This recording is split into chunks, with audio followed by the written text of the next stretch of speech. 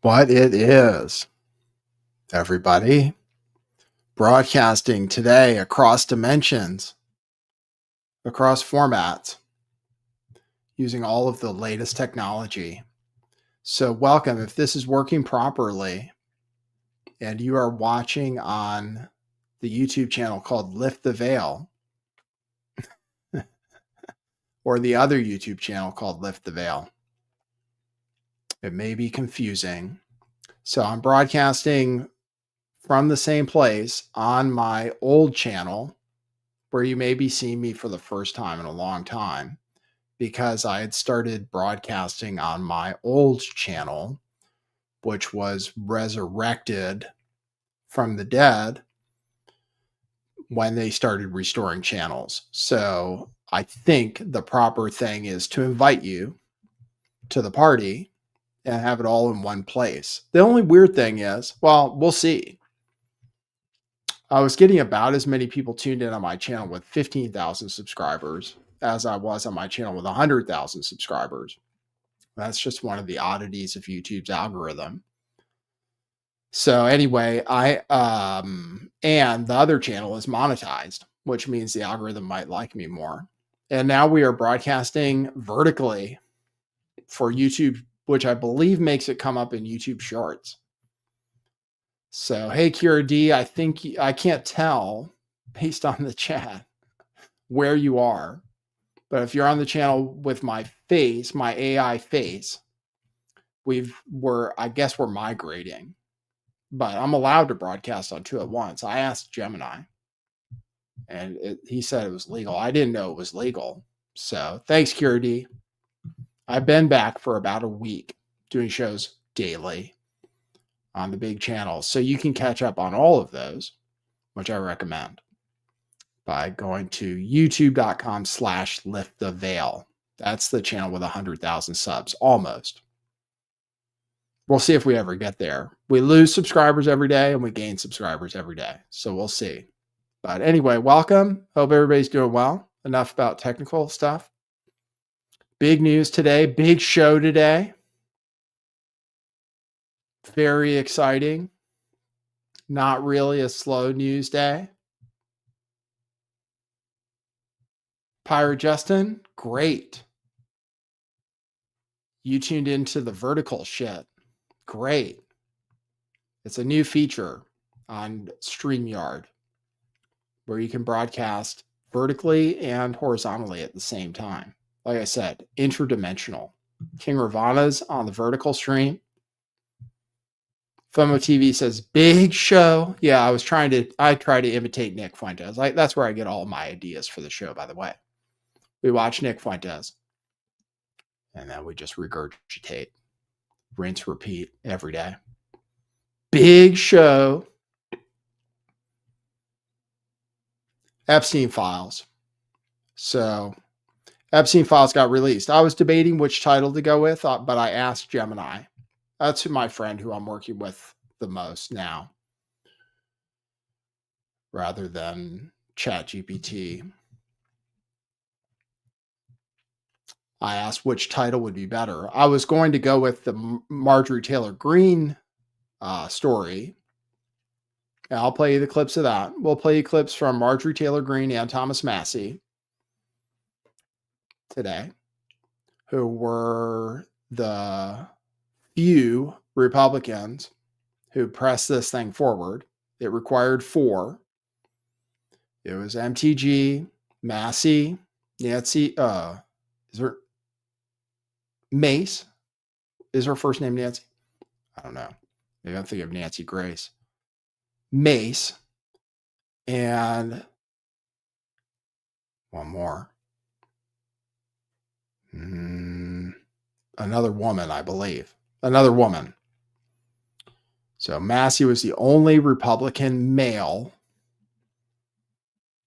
to push forward this legislation and make sure it happened. And eventually it forced Donald Trump to do a 180, a complete 180, although he's still blaming Democrats. So there are lots of stories surrounding it. Mark Epstein claims that they are currently destroying any of the files that have Republicans in them. Many Trump sycophants on Twitter are claiming that this was the plan all along. One of my favorite stories. This was the plan all along. Democrats walked into a trap. That's the story from the ones where Trump is always playing 69D chess.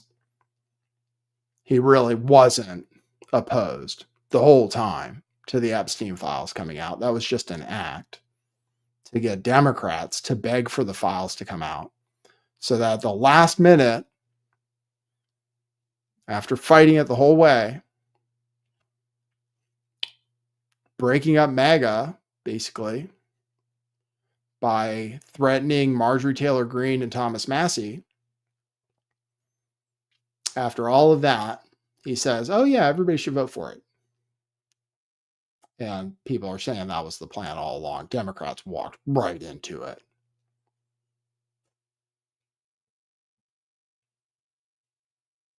So believe what you want to believe. We're going to talk about it. Speaker Johnson, well, there still may be a plan for a cover-up. So that's what the title represents. There still may be a plan for a cover-up, which has been part of the problem all along. The reason Trump doesn't want the names to come out, or didn't, I think he still doesn't really, but it's politically impossible not to. The reason they don't want the names to come out, so we're going to talk about that. They say it's a national security issue and that we need to redact more than just the victims' names. So we're going to talk about that. If we have time, let me review what else we're going to get into. Thanks for joining me once again. You may be watching me vertically. You don't have to. I'm also horizontal on my channel. You may be watching me on one channel or another channel.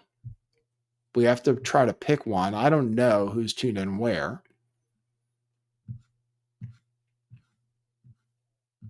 We have some very interesting polls out. Very interesting polls about support for Tucker Carlson amongst Republicans, and some indication that Democrats are starting to follow people like Tucker Carlson. So we have to talk about the midterms. People are very, very concerned about the midterms. Some people. There is a civil war in MAGA. It will have influence on the midterms. Is there a new coalition forming right now? Who is Marjorie Taylor Greene chasing? Is Marjorie Taylor Greene actually trying to appeal to Democrats now? Because it seems like it. And why? What will be the final coalition going into 2026? Will there be something totally new following the horseshoe theory where people who are Israel skeptical join together from the right and the left and maybe find that they don't have as much different as they think? And people who wanted the Epstein files to come out on the right and the left. Who are you following?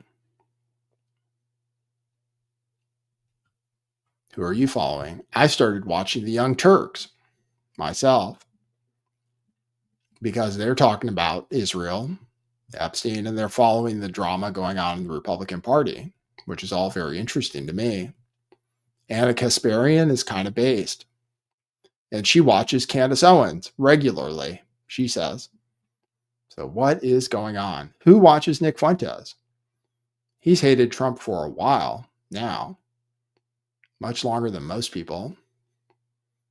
So, are the youth really traditional Republicans or MAGA Republicans? Or are they something different, a new species entirely? So, we're going to get into all of that with this show. Thanks for joining me. I'll put in my banner and we will play our intro and then we'll get into the news. Okay, cue musical intro. Boy, that's brilliant.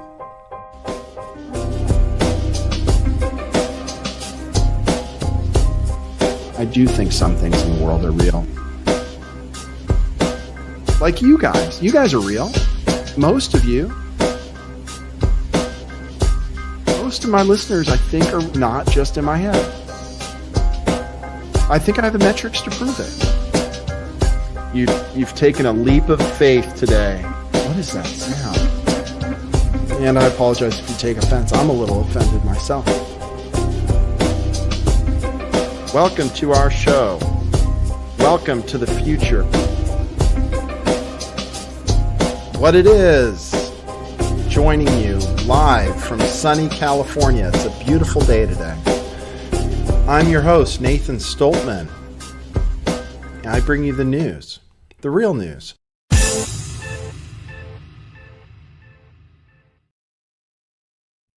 I see people in the chat arguing about Nick. Well, that is the argument. So we'll be continuing to talk about that. I disagree with him fundamentally on several things. However, I'm a regular consumer of his content and have been for many years. I interviewed him on my show 6 years ago, and I posted that to my channel because I believe it was censored on YouTube after I had him on. I didn't even get that many people tuned in. In 2019, 6 years from now, actually, November 26, 2019, he still had a channel on YouTube, I believe, at the time. I see people asking what his channel is. He's still banned. Censorship still exists for certain people. Alex Jones, Nick Fuentes have done unforgivable things, apparently, and some others. Unforgivable, even in this time of free speech, which has been reinvented by Elon Musk. As mad as people might get at Elon Musk, because he loves H-1B visas, he loves foreigners, he loves foreign labor, says Americans won't work. That's what Elon Musk said the other day. He said Americans won't work, don't want to do physical labor, and don't want to train to do physical labor. Elon Musk says. People roasted him for saying that. And a lot of people hate the technocratic elite. So some of the opposition to J.D. Vance from someone like Nick is that he was pushed by Peter Thiel, who's a tech oligarch. We are ruled over by many factions. One faction is tech oligarchs who are different and have different motives than the Zionist faction, which is screaming in pain every single day right now as they lose their grip on this great country of ours. So the youth are changing. The youth is different, all of them. So we want to get in touch with the youth. Well, nobody young listens to this show, according to my demographics. But they listen to Tucker, and they listen to Nick for sure. And that's like all of them, apparently. Left, right, whatever. They don't like Israel very much. And they're probably not going to change because of facts and figures and so forth, which boomers seem to be mostly immune to. So that's part of the reality we're living in right now. So we'll talk a little bit maybe about AI today. Gonna play some speeches about the Epstein files. Marjorie Taylor Greene, everybody's asking, did Marjorie Taylor Greene call Trump a traitor who's loyal to Israel? She did, basically. So maybe I'll start with that clip. Or do you want to hear the quiet piggy clip of Donald Trump?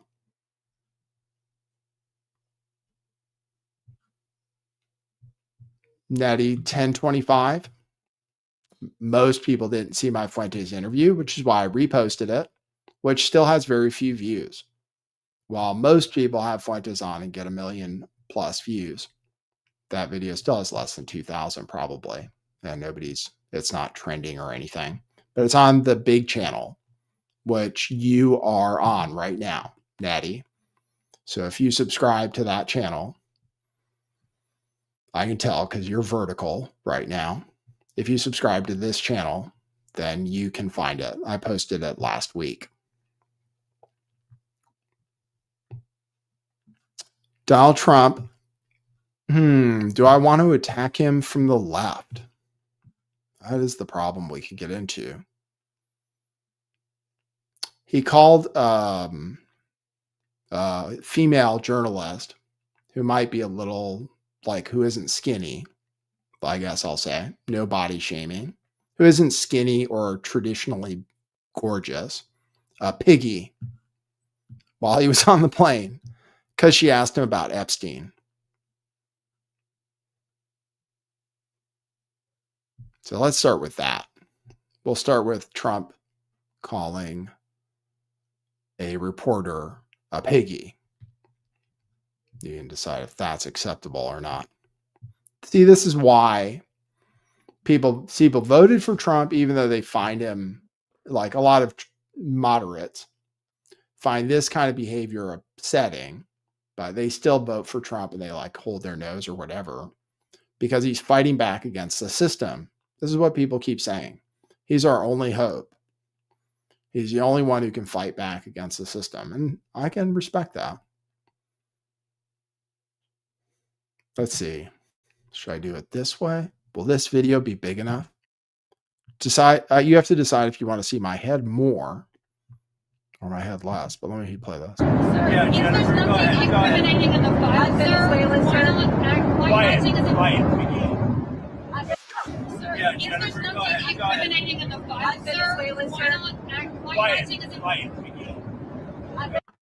Yeah, Jennifer, go ahead. Go ahead. That was it. Quiet piggy. He said, I don't know if that's really defensible. Although I saw Tim Pool do it. I wonder if I have the clip of Tim Pool saying the economy is doing great on Fox today. We have to look at where everybody's going to land on this issue because we are divided. We are in a war right now. There is a war going on, a civil war. This channel is particularly civil, but we'll try to be as warlike as possible, taking on our enemies who may be within our ranks.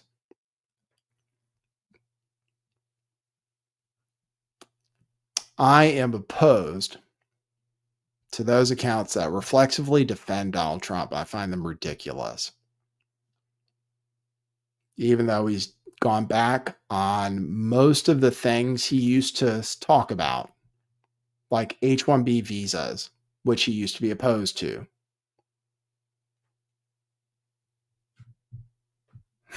Soulfly. Well, see, this is what people like about Donald Trump. Soulfly says, I love it. Lying ass media, don't shed tears for them. But they were just asking about Epstein, right? What's wrong with that? Irie B303 says that is not real. I can assure you it's real.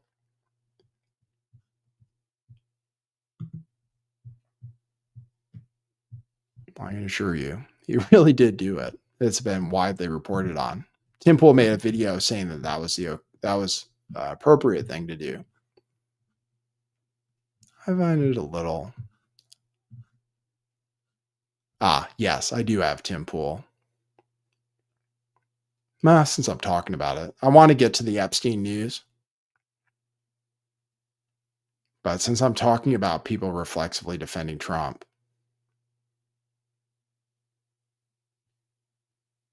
and Republicans at this point,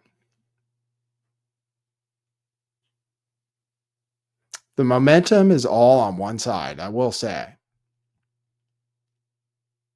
which is a side that actually doesn't give a shit if we win the midterms, or we win the midterms in 2026.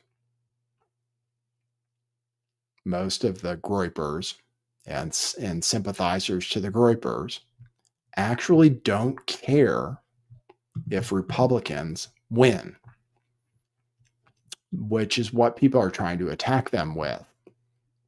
Say, well, if you keep it up, you anti-Semites, if you keep it up, if you keep attacking Republicans, then we're going to lose in 2026. That's what they're all saying. And Groypers are like, fine, burn it down. If this is what we're getting, then, let them go to hell anyway. Trump and the rest of them, because they're not doing anything for us. Which actually is kind of true. What have they done since they've gotten power? Some things. Well, we'll say some positive things. We'll say that he closed the border very effectively, which is wonderful. And he showed everybody that it could have been done at any time. He's a victim of his own success in closing the border because now nobody cares about immigration. And actually, now that they've seen the way the deportations are going, which oftentimes are kind of violent and unruly, and sometimes involve actually American citizens, now that people have seen that, moderate people especially, swing voters and stuff, independents, don't exactly like the way the deportations are being carried out. Oftentimes they're just arrests without even anybody being deported.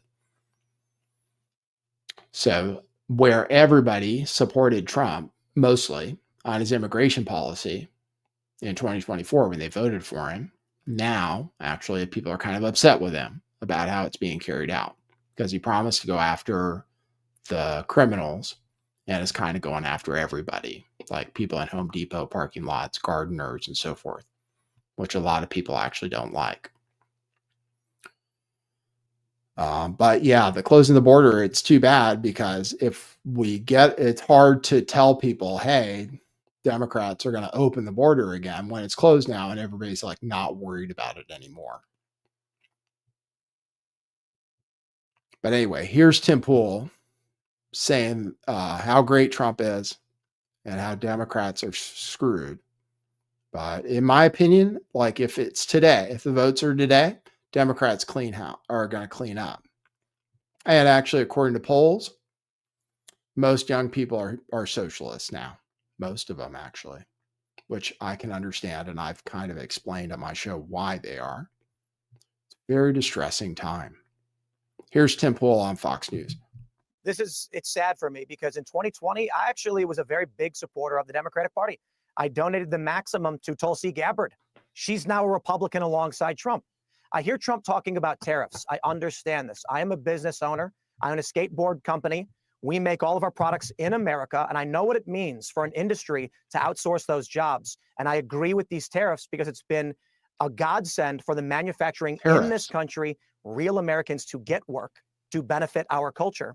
And when I look at Democrats, what are they talking about? They've got Mamdani talking about free buses and fast. I think he just said that tariffs have been a godsend for manufacturing in this country. And unfortunately, when you fact check that, manufacturing is down. It's been down 5 months in a row right now.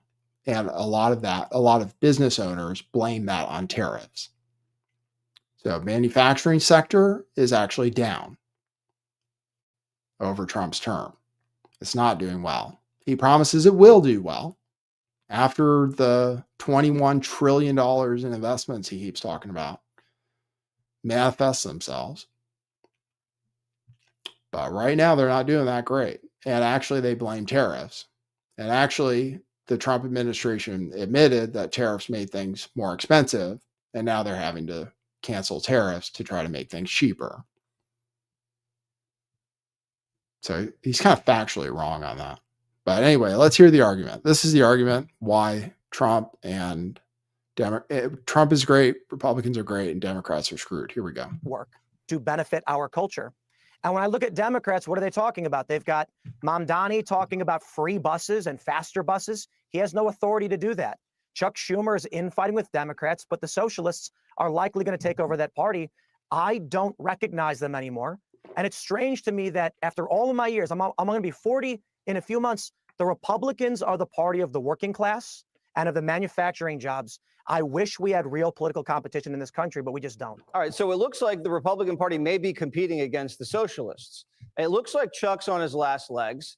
And like Gavin Newsom, of all people, is like the one semi-normal Democrat that's like keeping everything at bay. I mean, is this what we're facing? I'm pretty confident going into these midterms now. The past couple of weeks are a little worrying with the infighting on the right with some of these foreign policy issues. But, you know, today it seems like Trump is back on message. The infighting is sort of dying down. What? And when it comes to what the Republicans have to offer, are you insane, we have Tim? wasted a little time on the old Epstein debacle, but We've maybe wasted that's just political time strategy. on Epstein? I got to be honest. I look at the Democrats, and with the future of the party being AOC and Mamdani, they don't have anything tangible to offer. In fact, I'm seeing reporting now that Staten Island wants to secede from New York City because Mamdani does not have the confidence of even his own city. So I can look at Trump and I can understand tariffs. I can understand these tax policies, these dividends. They make sense. I don't see anything on the Democrat side, unfortunately.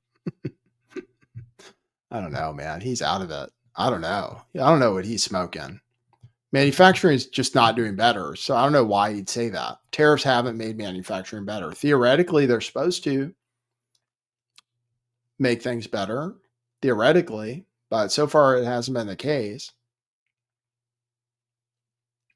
Donald Trump talking about all this investment, but he's lying about that, greatly exaggerating by like a factor of 20 trillion.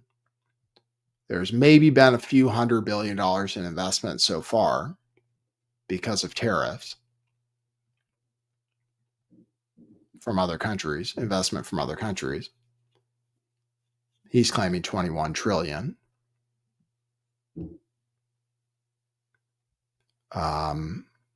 Democrats, as far as socialists go, let me see if I have the poll so I can tell you.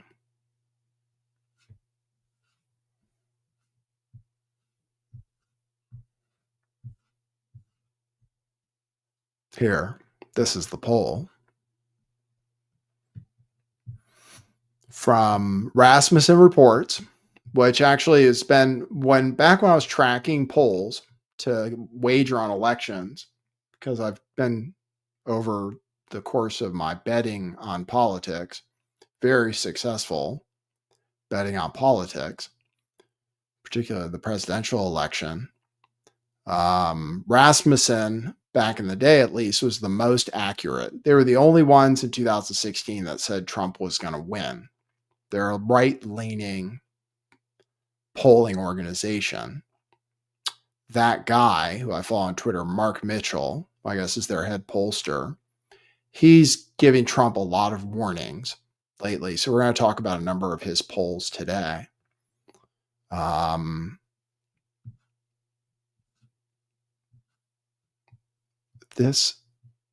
There were numbers here. The emerging political power in America, voters 18 to 39 want a Democrat socialist president in 2028. So voters 18 to 39, 51%, the majority, want a Democrat socialist president. And it's because our economy is fucked, to speak bluntly. And everybody's going to lose their job. by 2028. Everyone will be unemployed. Except for, like, there will still be a few DoorDash drivers. There will still be waiters. People working at hotels. Think of a few other jobs. Welders, plumbers. But many, many people, some of whom are making a lot of money right now, will be unemployed by 2028. Probably by next year. And then people are going to be begging for anything, handouts. People who normally wouldn't beg for handouts will be. And Trump will be compliant with that begging. He likes to give people free money. He proved it during COVID with the big checks everybody got. And he's trying to give out checks. That's what Tim Pool said. Oh yeah, it makes sense to give people checks. Yeah, sure. Make people pay more in taxes and then refund it to them. That makes sense. That makes perfect sense. That's what the $2,000 checks are, which is money guy said isn't going to happen anyway. The $2,000 checks is from tariffs, but we paid more for stuff and we're going to get some of that money back to help us feel better, I guess. And then people can go gamble, probably, with it, buy meme coins or bet on sports, which is what our economy has turned into. Especially young people, probably, young men. So that's what will happen with that $2,000, which is money that came from us. It's not that it came from nowhere. It's not even that it came from well, in some sense, it came from corporations. But mostly, they would pass on those costs to American citizens like you and me. And we pay more for things, like cars, especially. Cars are much more expensive. Ford didn't make any money because of tariffs on aluminum and stuff. But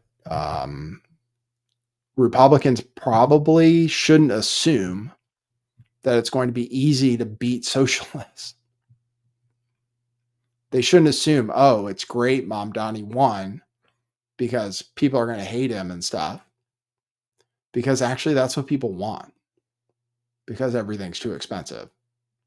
Because of basically the Fed and then getting off the gold standard.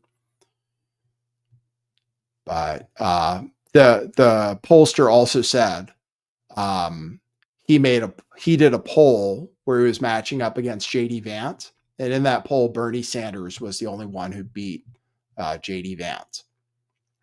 Bernie Sanders, who actually, as far as his left-right thing goes, a bunch of people wanted Bernie Sanders, and then when he got screwed, they switched to Trump. Really, Trump has said things before. And I took notes. Back in the 2016 election, he basically said everybody should have health care. Like, I don't think he's a very empathetic individual in a lot of ways. Like, he doesn't want to see people suffer. And he actually kind of said that he thinks everybody should have health care. Sorry, I have this comment up on my screen. Am I crazy or am I remembering the borax days? Yes, I'm having some right now in this glass. Sparkling water and borax. Pellegrino is the best. You drop it in there, it creates this huge like cloud of wonder and joy. It's very hard to mix borax into still water. It takes a long time to dissolve. But with bubbly water, it goes... It's like magic. Borax, yes, every day. Oh, and I forgot my methylene blue, but I also recommend that.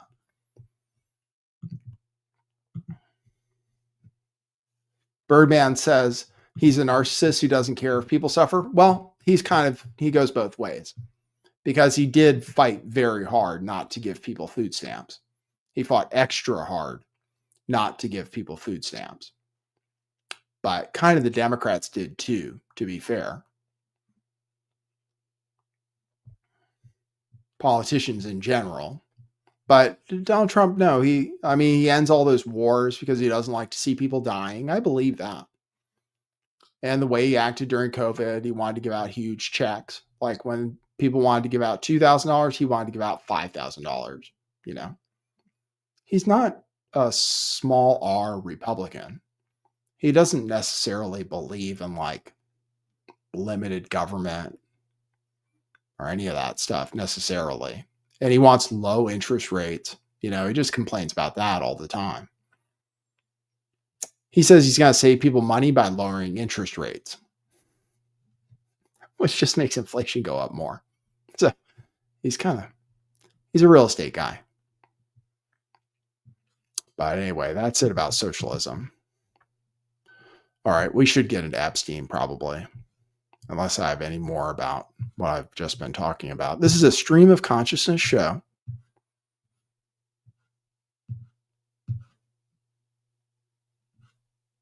I want to show you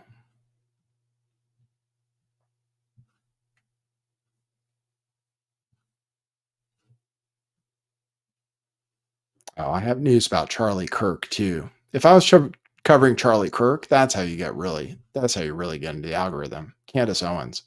My goodness, she is famous. Something with Charlie Kirk, just to give you guys an update. Egyptian planes. I don't know what's going on with it, but Egyptian planes. Oh yeah, here we go. This is emblematic of what I'm talking about, with people saying that it's all according to plan. Elon, months ago, Trump is in the Epstein files. Trump, no need to release the Epstein files. Democrat, we want the Epstein files. Democrats last week, Trump's name is in an email. He's in the file. Release the file. The email was a nothing burger for them.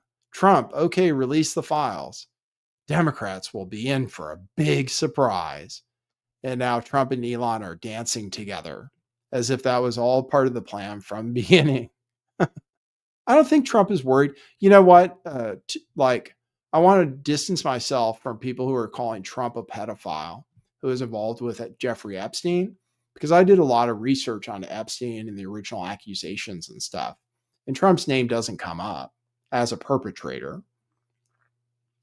So like everybody who's saying he's a pedo or that he sucked off Bill Clinton, that's all nonsense. It's not that. He just knew what Epstein was doing. That's all. And he maybe was at Thanksgiving dinner with him in 2017. I don't know about that. They were kind of frenemies, it seems like. And since I haven't covered it before, and I should remove it from my list of things that I have saved, Epstein was working with the Democrats to smear Trump. And that was revealed by, I believe, the Washington Post.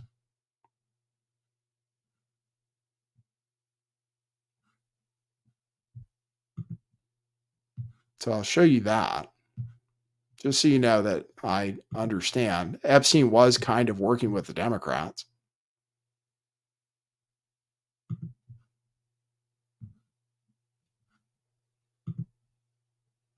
So I'll show you that report.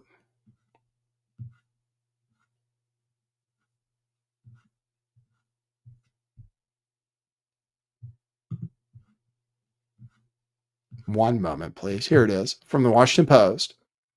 So there was a hearing where they were attacking Donald Trump in 2019, where Epstein was talking while Michael Cohen was testifying. Jeffrey Epstein was talking with Stacey Plaskett, a black Democrat who is on this committee. Here, let's see. The Post reviewed multiple video feeds from the hearing and matched the text, which were sent in Pacific time with the video. Here, I'll remove my banner. And while we were once driving through a struggling neighborhood Can you read it? in Chicago, he commented that only black people could live that way. Attorney-client privilege, yes, I will turn it over. You, as my friend Mr. Meadows pointed out, misled this committee even today in a written submission that contradicted your testimony. You have suggested you are going to review that. Are you going to review it in our next break to correct the record, yes or no? Yes. Question, you helped out the president's campaign. or She's were involved texting in the him. campaign Quick, as I'm a up next. representative Is that an spokesman, using acronym? your He's saying words today, Rona. was your idea for the campaign dating back to 2011. Is that accurate? Yes or no? Yes. Mr. Weisenberg and other individuals, Ms. Rona. Who are those individuals? Are they with the Trump organization? They And are are. there other people that we should be meeting with? So Alan Weisselberg is the chief financial officer. Uh-huh. of the You got to Trump quickly give us organization. as many names as you can so we can get to them. Yes, ma'am. Is Ms. Rona, what is Ms. Rona's position? Rona Graff is the Mr. Trump's executive assistant. And would she be able to corroborate many of the statements that you've made here? Yes, her office is directly next to his, and she's involved in a lot that went on. So anyway, there you go. He was texting her about Rona, and then the representative asked about Rona. So he was working with that particular Democrat to smear Trump, talking to Michael Cohen, who hates Trump. Just want to talk about this. Art of the Personal Story says Jizz Face has a puppy and personal trainer in prison. That's totally possible. Ghislaine Maxwell, who was talked about today in Congress, seems to have been given special treatment after her on the record interview about Epstein and whether there was a client list, where she totally denied that there was, and also totally denied that Trump had anything to do with it, and then seemingly was rewarded with a move to a much more comfortable facility, where this person in my chat claims she has a puppy and a personal trainer. That's possible. Some prisons aren't that bad. Apparently the one she's in is pretty nice. And people, it seems like he hasn't really discouraged talk of him commuting her sentence, which would be the end of him. I mean, really. If Trump does that, if he pardons or commutes Ghislaine Maxwell's sentence, I mean, then it's pretty much over, probably. I think it's over already. Trump is kind of a lame duck at this point. But he's trying to hold on. He's trying desperately to hold on. He wouldn't denounce Tucker and Fuentes. That says a lot. That actually says a lot. So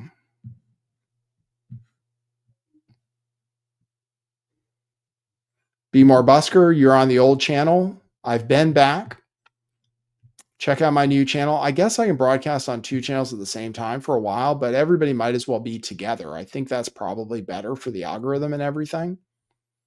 If there's more people on one channel, then maybe more people tune in, maybe. So everyone should migrate over, I guess, to the big channel. Even though, like I said, I don't know if it's treated worse because it's not monetized and the other channel is. So I really don't know what I'm doing, but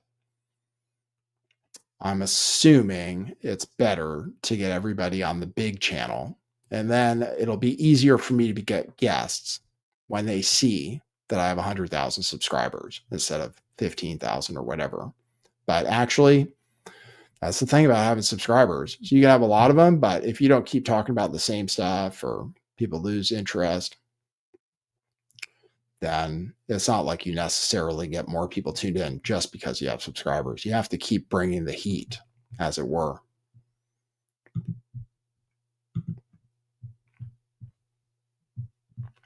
But thank you, Be More Busker. Good to see you.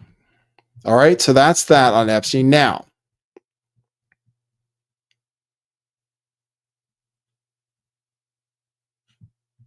let's talk about Marjorie Taylor Greene and Trump. Marjorie Taylor Greene is an interesting case study at this time. Trump attacked her, which I think was a mistake. Many people are saying that it was a mistake to attack Marjorie Taylor Greene, because actually Marjorie Taylor Greene has been relatively consistent in her views. She's a little controversial. Like she has been leaning Democrat a little bit because she wanted to negotiate over health care and Obamacare.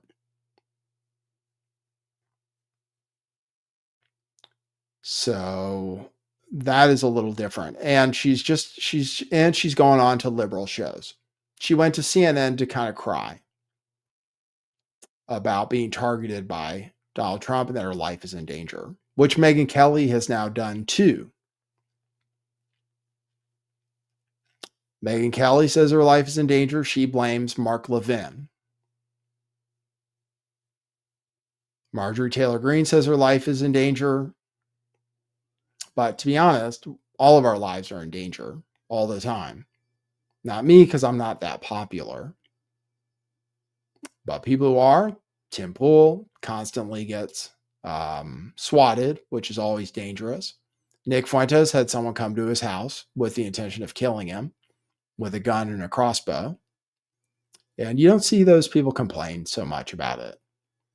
But many people, probably including Ben Shapiro. Everybody hates Ben Shapiro now. And he could go around crying about it, that Nick Fuentes is putting his life in danger. I think he wears a bulletproof vest and has tons of security, apparently. Which I don't envy that life. Everybody around TPUSA has to have security now. This is a crazy world we're living in now where there's this violence going on, which is a terrible thing to have happened. But anyway, this is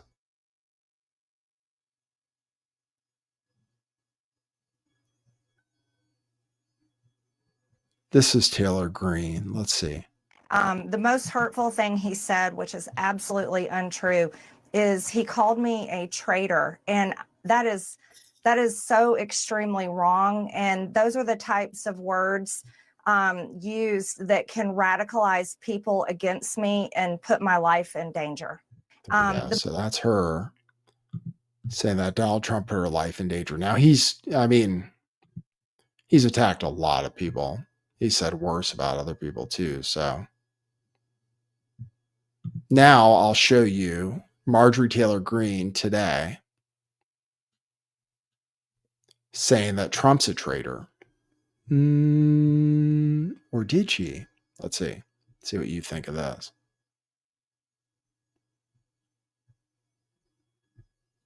Here she is.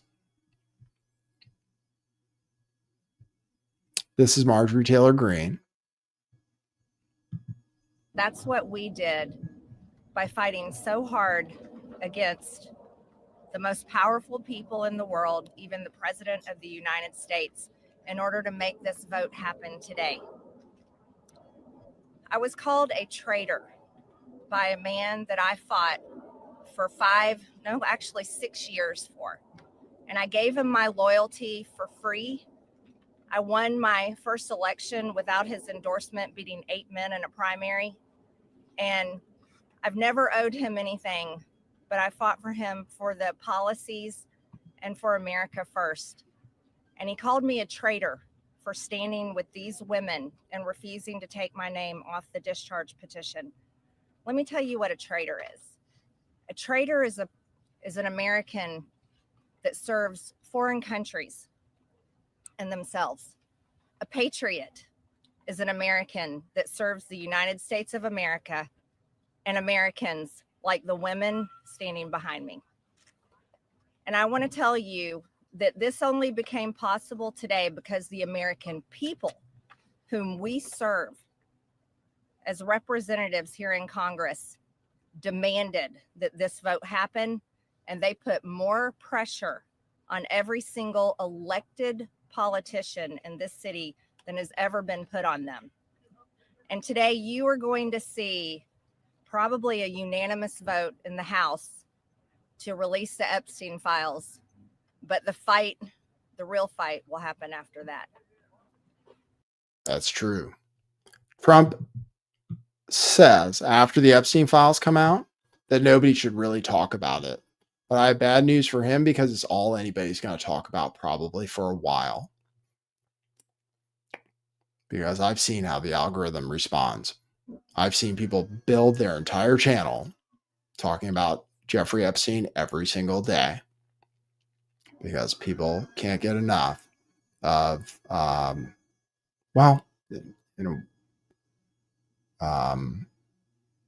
stories about child sex abuse, to be honest with you. People are very interested in that subject, even though it's kind of, but people want to hear more and more about Epstein. It's probably going to get a lot more interesting the more stuff comes out.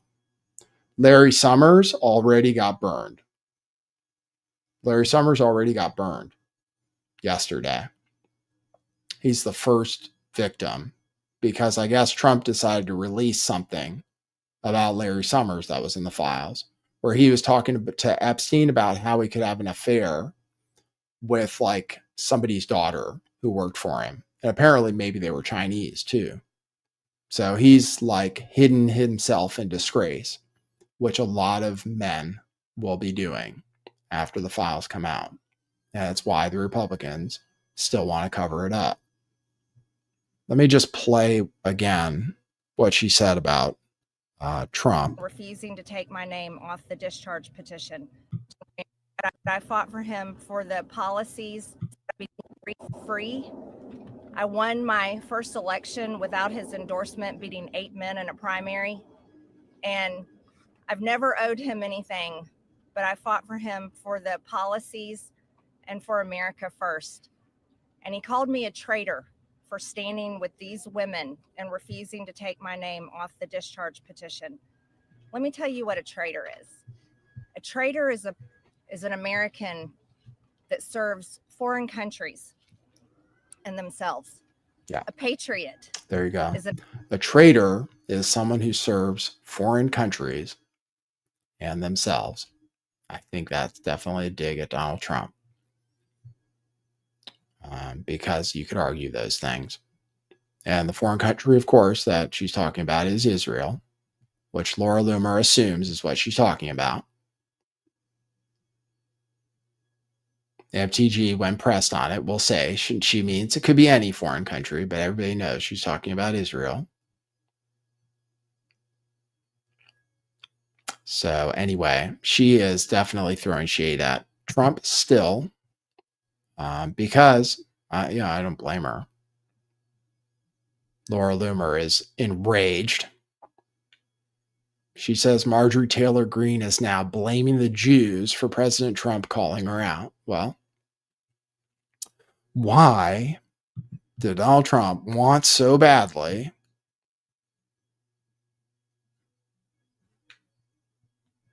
to not release the files for so long, assuming he's not playing 24D chess? Oh, Dustin Miller, I just wanted to respond to this.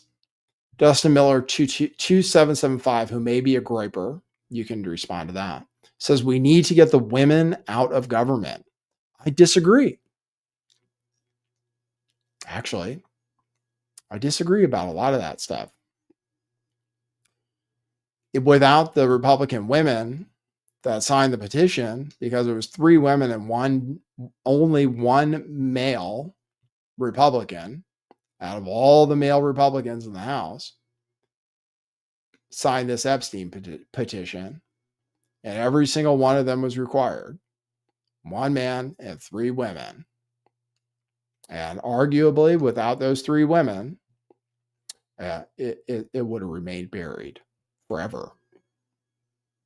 So you can say what you want about getting women out of government and saying women shouldn't vote and stuff like that. And yes, women are kind of do vote way that we don't want them to quite a bit.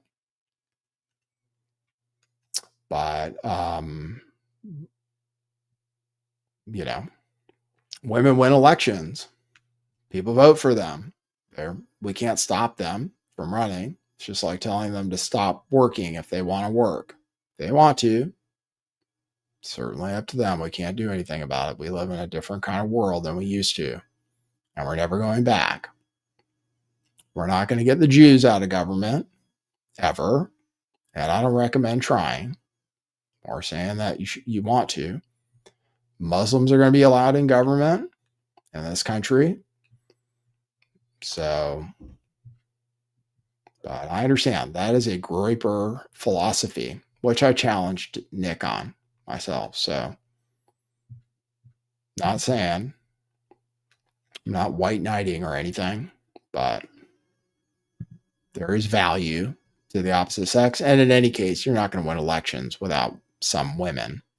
Also, because they make up like half the country and then they make a lot of decisions.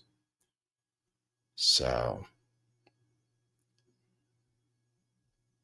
and men kind of do what they say also, whether you like that or not. A lot of men kind of do whatever women say. And a lot of things that men do is just to get women, basically. Like go to work every day and not play video games all the time. Or learn to play the guitar. Mostly because they want to have sex with a woman. So, thanks for that comment, though. ITI7201, what is your big channel and how is your cat? You're on it, dude. Or fella or female, whatever you are. You're on it. So just subscribe. It's only big in that I have more subscribers there. It was built up over time. But it's not big in the sense that it's super popular yet. We're working on it one day at a time, friend.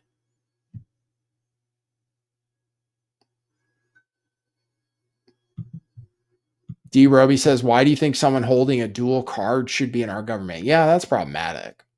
I think people should have to disclose whether they're dual citizens. I think that's problematic. Dual citizenship is kind of problematic. Or at least people should know. People should know. Right now, nobody has to disclose it. So all the people that say these people are dual citizens, I believe they're guessing because people don't have to reveal whether they are or not. But I believe it's a fact that if you are Jewish, that you can become a citizen of Israel. Like you're allowed to. I don't know if you have to take a DNA test. Like I might be Jewish. That's the thing. My name may be Jewish, maybe Ashkenazi Jewish. So I may be at least Jewish on my father's side. Don't think I am for sure on my mother's side, but I might be, really. I mean, that side of the family was totally Catholic, but I have a little bit of nose. I have the high IQ, and then I have the schizophrenia gene also, which comes from that line. So it's hard to say whether I am or not.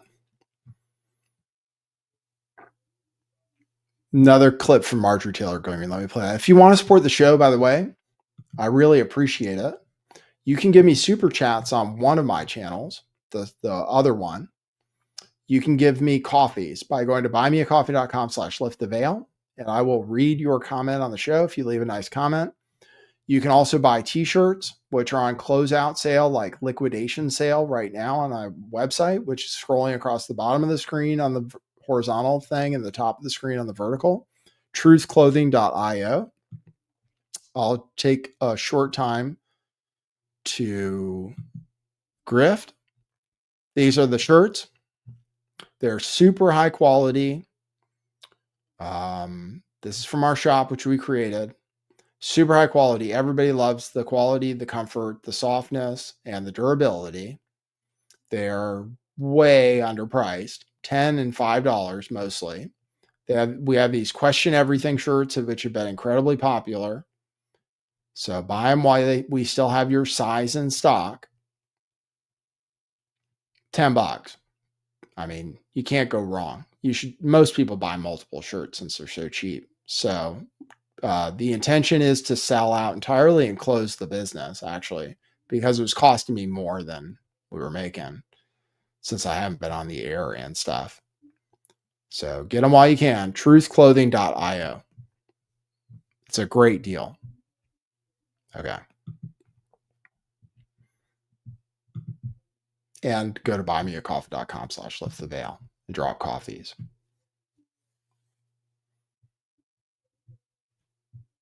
Yeah, the one and only one says DNA tests are banned in Israel. Yeah, that's what I've heard. But then they say you can take a DNA test to prove you're Jewish so you can get citizenship. What do you make a Leah, right? Yeah, they'll pay for your travel, set you up in housing, help you get a job and stuff. It's a very privileged existence. Then you can steal people's land too, which, then you can just steal other people's land for free. They have real estate seminars about how to do that. So in the West Bank.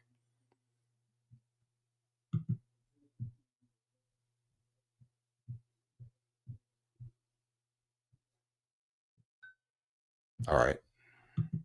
Go back to the news. So Marjorie Taylor Greene declares that MAGA has been ripped apart by Epstein. So what are the reasons that MAGA has been ripped apart? Which it has. What are the reasons? Is it Israel or Epstein or H-1Bs? 600,000 Chinese students. Like, what is the biggest disappointment about Donald Trump? I think it started with Israel, but Epstein actually is maybe where it started, actually. Because that happened even earlier than bombing Iran. Epstein may have been where it all started, because universally, I mean, right, left, whatever you are, it's something like 80% of people supported releasing the Epstein files. Trump was really running uphill on that one, fighting the release. And then the Republicans that went along with it have been on the wrong side of history. So here is Marjorie Taylor Greene declaring that MAGA was ripped apart by Epstein. I'll play that. Congresswoman Greene, you raised the question of whether or not the Justice Department will actually release these files. Do you take the president at his word when he says he's going to sign this bill, and do you have confidence that these files will actually be released? I only take people's actions seriously, no longer words. And what do you think the president's And I'll tell you, because I wasn't a Johnny come lately to the MAGA train. I was day one 2015, and there's a big difference in those Americans and those that decided to support President Trump later on. And I'll tell you right now, this has been one of the most destructive things to MAGA, is watching the man that we supported early on, 3 elections, for people that stood hours, slept in their cars to go to rallies, have fought for truth and transparency, and to hold what we consider a corrupt government accountable. Watching this actually turn into a fight has ripped MAGA apart. And the only thing that will speak to the powerful, courageous women behind me is when action is actually taken to release these files, and the American people won't tolerate any other bullshit. That's where we are today. Thank There you. you go. That's true. I have to say I support Marjorie Taylor Greene. As far as getting women out of politics, I appreciate Marjorie Taylor Greene. I think she's all right, actually. I don't think she's like I've said before, I don't think she's a genius or anything like Thomas Massey is, but she at least says a lot of the right things. H-1Bs, Epstein. She's been on the right side of a lot of issues where Trump hasn't. So it has ripped apart MAGA to some extent. I saw a comment. He didn't release this for so long because they edited the files, they removed and redacted so much. So this is a thing to ask. Will the Epstein files actually be released without them tampering with them? So that's a conspiracy theory I have right in front of me. Jeffrey Epstein's brother, Mark Epstein, claims that the reason they're going to finally release the files is because they're currently in the process of scrubbing the files from all Republicans. And there are Republicans in the files.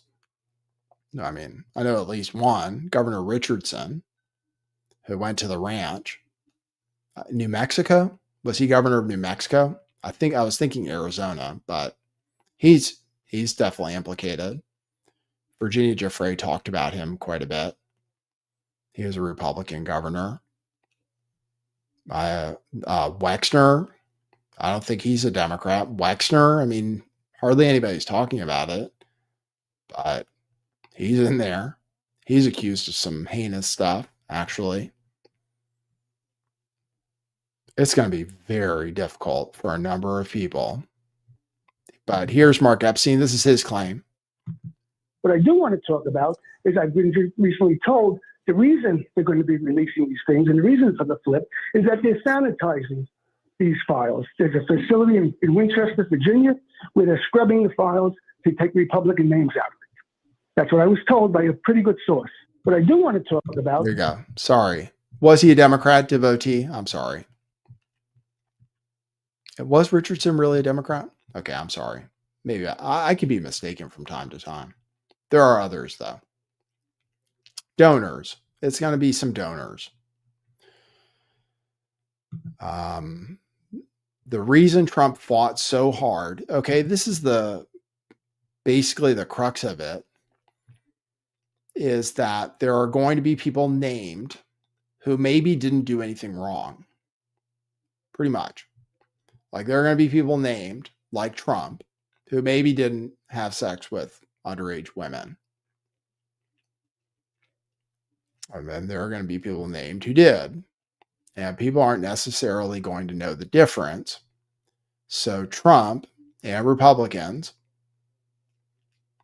want to redact those names. And they consider them victims. So that's what I'm going to get into. That's why it's a national security risk, because members of government are going to be implicated.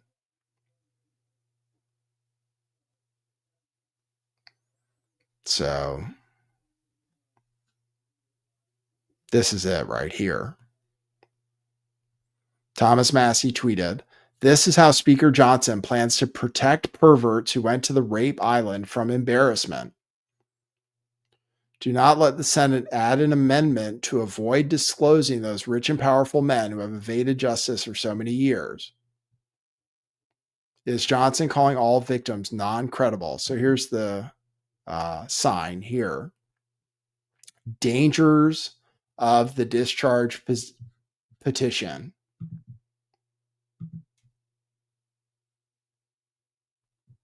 Dangers of the discharge petition, if not amended. This is what they've been talking about today, is that the Senate is going to amend the petition to redact the rich men who are going to be implicated in the documents. Some of whom, like Bill Gates, probably, for example. We just don't know right now whether he actually had sex with underage girls. Dershowitz was accused, for sure. Giuffre had to take it back because she was sued, and she probably just couldn't prove it. So she figured she should take it back, but that doesn't mean it didn't happen. Other men, there's like a hotel owner, or there are many different men just in the Virginia Giuffre documents. But this is what it says: dangers of the discharge petition if not amended. Victim privacy does not adequately protect victims. Well, that's just not true. It says to redact the victims' names.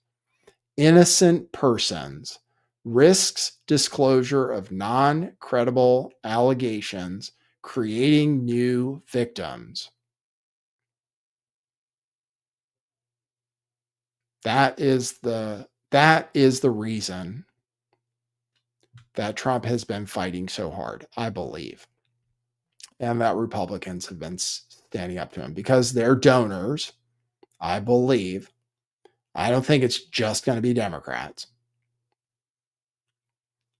I believe there are wealthy donors with a lot of influence whose names are in the files, who are going to say they didn't do anything wrong and won't be prosecuted. Thomas Massey is saying people are going to be prosecuted. I don't think anybody's going to be prosecuted because the statute of limitations is probably run out. Most of these women are full grown now. I mean, it's been like 20 years in a lot of cases. So I don't think anybody's going to be prosecuted. I'd be really surprised. But they're going to be embarrassed. They're going to have something happen to them like happened to Larry Summers, where it's going to come out that, you know, they talked to Epstein about having sex with underage girls or something, or having affairs, or just their names are going to be in the documents. And they're going to be embarrassed that they hung out with Jeffrey Epstein after he was convicted of what he was convicted of, which Alan Dershowitz says is not pedophilia, which actually is kind of true.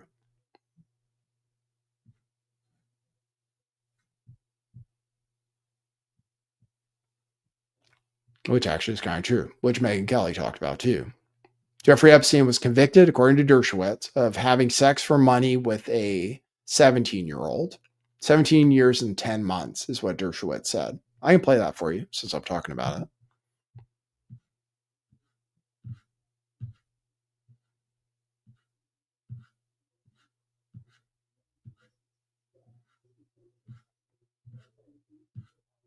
I'll get there. I have too many things saved. Here, this is Dershowitz.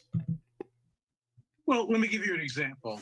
10 minutes before you went on, the predecessor on your show described Jeffrey Epstein as a convicted pedophile. He pleaded guilty to one count of having sex for money with a 17-year and 10-month-old person. That's not pedophile. Well, let me give you. That's true. So someone said, didn't he have sex with 10-year-olds? Yeah, though that would be more like a pedophile. But actually, I think the youngest that were mentioned in the documents was a pair of twin girls, pair of twin 12-year-olds that was mentioned in some documents with that French guy. Did the French guy kill himself? Or is he dead otherwise? The French talent manager, he was pretty disgusting. He was definitely implicated in some stuff.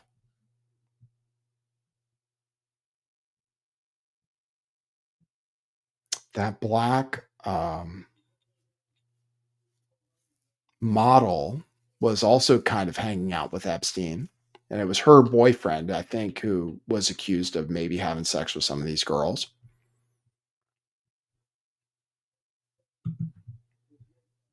Rich hotel guy.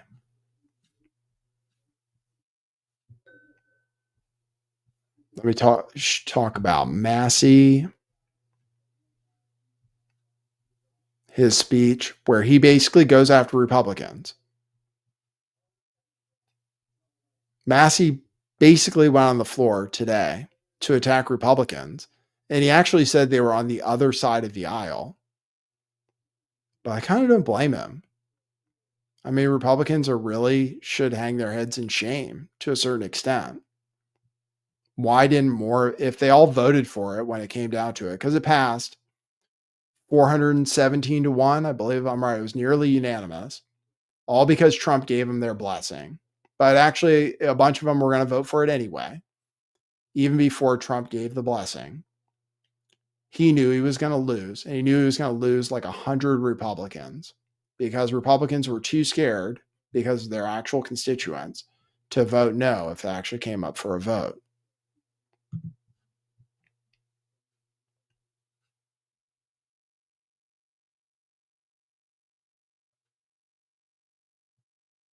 So I'm going to play you Thomas Massey attacking Republicans, basically calling them out.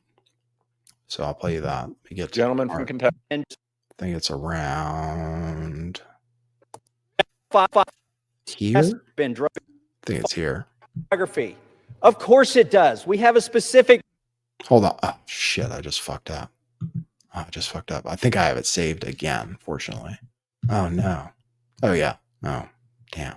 I have to find it again. I just blew it. Yeah, I'll find it.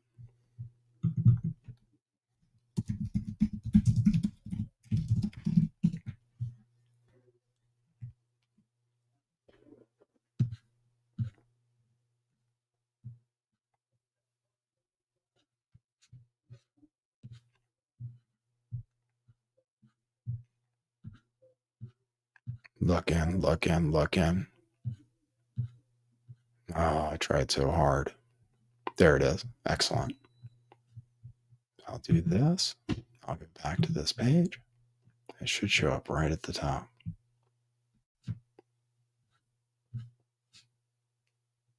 I'll do this. Gentleman from Kentucky is recognized. Here. Reserved. Reserves. Gentleman from Kentucky is recognized. Mr. Speaker, may I inquire as to how much time I have remaining? Gentleman has 5.5 minutes remaining. I yield myself 3.5 minutes. Gentleman is recognized.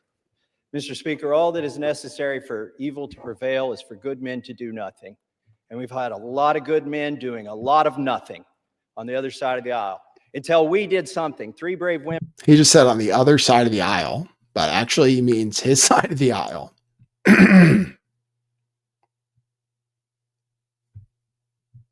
And myself and the Democrat caucus. We did something. And then what did they do? They've opposed us every step of the way. They've lied about the legislation. Let me tell you some of the lies they've told. They've said that it doesn't protect victims. Well, if that is so, why were dozens of victims with us today at a press conference urging this body to pass this legislation? It's because this legislation specifically protects victims. They've said this legislation does not prevent the release of child pornography. Of course it does. We have a specific provision in our legislation to prevent that. They've said so many falsehoods about this legislation, but now they're going to vote for it, hopefully enthusiastically. But really, they've been drugged to this. Our judicial system is broken. If it were working, there wouldn't be 1,000 victims who haven't seen justice yet. They are victims of the Epstein class. I begrudge nobody success that they become a billionaire. But if you think being a billionaire or buying politicians keeps you out of the judicial system, lets you rape young women, lets you traffic women, you've got another thing coming when this bill passes. Do not let the Senate muck this up. There have already been efforts to derail this, our discharge petition. The Oversight Committee has released thousands, tens of thousands of documents. That's fine. Keep working. How many names have you released? 0. You are still protecting, or the DOJ is protecting, pedophiles and sex traffickers. The time for that to stop is now. Now, our speaker says, oh, this bill needs amended in the Senate, and specifically, he's trying to create a loophole. He's trying to categorize the pedophiles as victims. He's saying, oh, we don't embarrass the people that went to the rape island. We should protect those names against unreliable accusations. Is he calling all of these victims unreliable? They've testified to the FBI. The FBI has these names in their possession. I asked the FBI director in a hearing, have you looked at the documents? No, he trusts everybody that's been there for decades. That is wrong. Do not let the Senate muck this bill up. And if you're a party to that in the Senate, you are part of this cover-up that we are trying to expose. I am sorry if one of your billionaire donors is going to get embarrassed because he went to Rape Island. That is what they have coming. In fact, they need to be on the other side of bars, a lot of them. Some of them will be embarrassed, but some of them need to go to prison, and the survivors know that. So how will we know if this bill has been successful? We will know when there are men, rich men in handcuffs being perp-walked to the jail. And until then, this is still a cover-up. I urge my Senate colleagues, do not muck up this bill. The president has already said he will sign it. That means he will sign the bill that we have here today. Do not change this bill. He is ready to sign it. Give it to him. Put it on his desk. Let's get justice for these victims. With that, I reserve. There you go. Gentleman from Kentucky. So we have 24 Baby Bull in the chat who says 99% of the names are Democrats. I wouldn't be so certain, sir. I wouldn't be so certain of that. If that's the case, really, and they're not currently destroying all the documents with people who are related to the Republican Party who donated to the Republican Party, I would be shocked and amazed. If it's 99% Democrats, then why did the Republicans all fight it after Trump bullied them? Why did they fight so hard and long to try to not release the documents? Why did Speaker Johnson keep the House closed for like a month and a half just so that the petition couldn't be signed? If it's really only Democrats, just think about it. I wouldn't be so sure. If they really release the files, I just wouldn't be so sure. Obviously, like Steve Bannon was friends with him, apparently. He was involved with lots of different powerful people. So I would be very surprised if it's truly just Democrats or people who donated to Democrats. Reid Hoffman, yeah, he's probably going to be in there. He donated to Democrats, but I believe there are Republican donors as well. And I'm thinking of like Whitney Webb. I believe she exposed some of that stuff. I believe there are people in there in the real files, if the real files get released, if it's not being covered up, who are going to be problematic for everybody. We'll see. But think of the motivation. Why did all the Republicans fight so hard? Why did Trump fight so hard? If it's truly only going to expose Democrats, think about it. I mean, Peter Thiel was involved with Epstein. I mean, he's admitted it and apparently didn't engage in the sex part. And then there are a lot of people who apparently didn't engage in the sex part, just in the influence and money laundering part.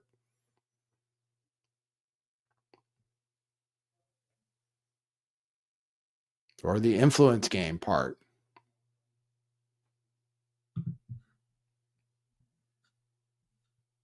Here's the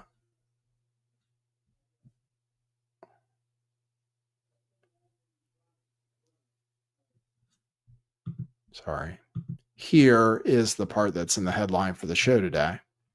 Speaker Johnson says there are national security concerns about releasing the Epstein files, which means that'll bring down the government, which is what I kind of said all along. I actually said the Epstein files would never come out because they'll bring down the government. Which, like I said, we'll see. We'll see what really comes out. But there are definitely probably senators, congressmen, governors who are going to be implicated if the real files come out. But that's kind of what Johnson is saying. That's why they want to amend the bill. National security concerns, okay? The discharge requires the Attorney General to release within 30 days, quote, classified information to the maximum extent possible. This ignores the principle that declassification should always rest, and always has rested, with the agency that originated the intelligence. Why? So that they can protect their critical sources and methods. It is incredibly dangerous to demand that officials or employees of the DOJ declassify materials that originated in other agencies and intelligence agencies. I could go on. I won't be here all. National security concerns, okay? National security concerns. Hey, thanks, Tomfoolery. This is the advantage of the other channel. It can get super chats. So I don't know. I'm putting the chat up on the screen so people can see. I have the amalgamated chat, if that's the right word for it. The universal chat, which comes from Twitch, vertical stream, and both horizontal streams. Thanks, Tomfoolery. $6.99 super chat says, woe to the non-super chats, for they shall live in lag everlasting, forever buffering, forever loading, forever unheard. Well, yours is not unheard, sir. Thank you.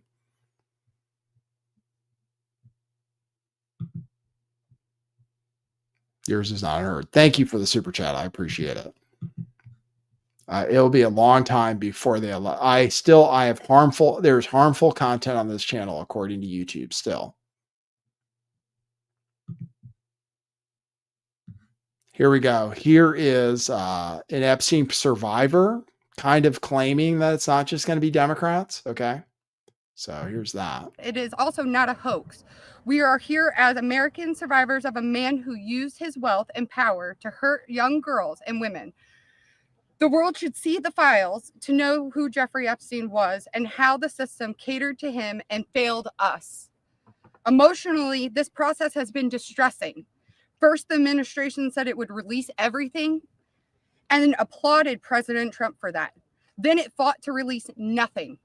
Now that checks and balances of our democracy have worked and the bill is getting passed to release the files, we are hearing the administration say they intend to investigate various Democrats who were friends with Epstein. I beg you, President Trump, please stop making this political.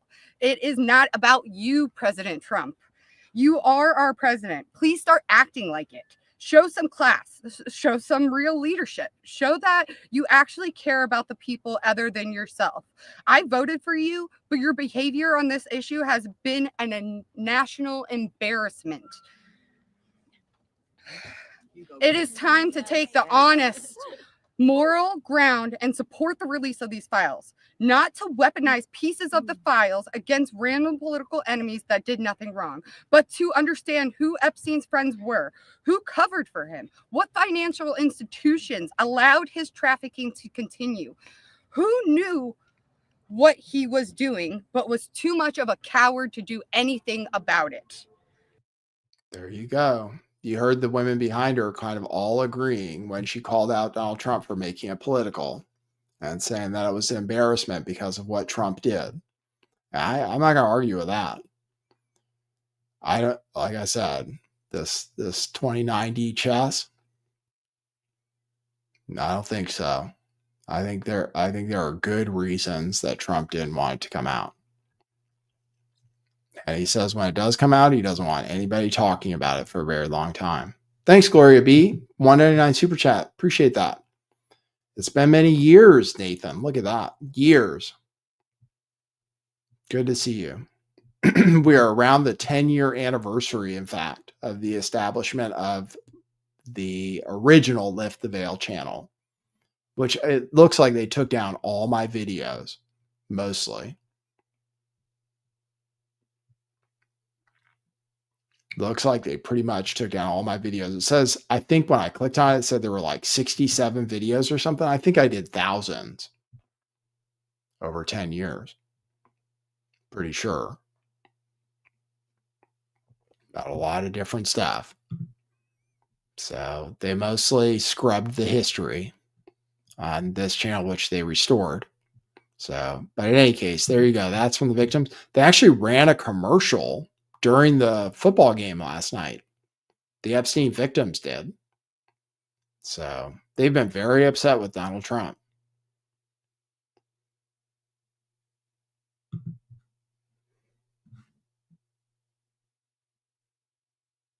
All right.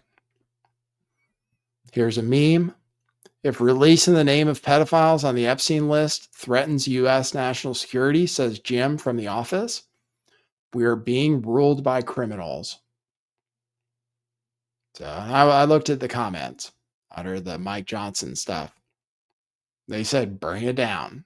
If releasing the names on the Epstein list is really a national security concern, let's get it over with.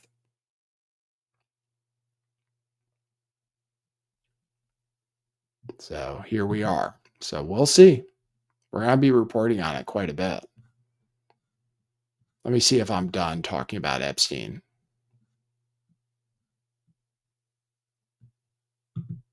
I think I probably am.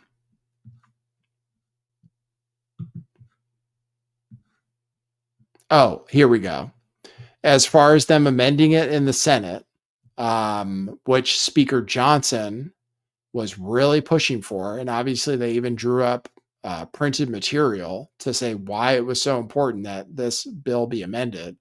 Well, it passed 427 to 1. I said 417 to 1. 427 to 1. But the reporting is Thune says President Trump sounds ready to sign the Epstein resolution after it passed the House, so Senate will likely take it up fairly quickly. Says Speaker Johnson wants changes, but after the overwhelming House vote, those changes might not happen. He says he acknowledges the Speaker wants changes, but after a 427 to 1 vote, it's not likely that there will be changes. So it sounds like it's going to pass. And then Trump is going to sign it, apparently. So we'll see. There's still lots of tomfoolery and chicanery that can happen. They still might just be destroying stuff right now. So, all right. I think that's it on that. I wanted to talk about the Tucker Carlson. I don't have it. There was a Tucker Carlson poll, which I can report to you, which said that Republicans still support Tucker Carlson with like 20% saying they don't. It's like 62% or something who still support Tucker Carlson, according to Rasmussen. And the majority of people polled also believe that Tucker Carlson is not, or they either believe that he's not an anti-Semite or they're not sure. So the attacks on him, calling him the most dangerous anti-Semite in America, have not worked.